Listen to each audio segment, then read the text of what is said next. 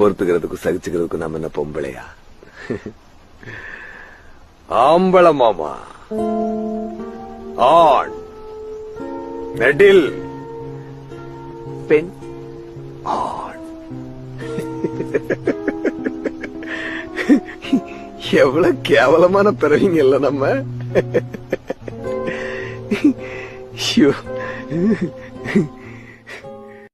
பொறுத்துக்கிறதுக்கும் சகிச்சுக்கிறதுக்கும் நாம என்ன பொம்பளையா? ஆம்பள மாமா, ஆண், நெடில், பெண், ஆண். எவ்வளவு கேவலமான பிறவிங்க இல்ல நம்ம.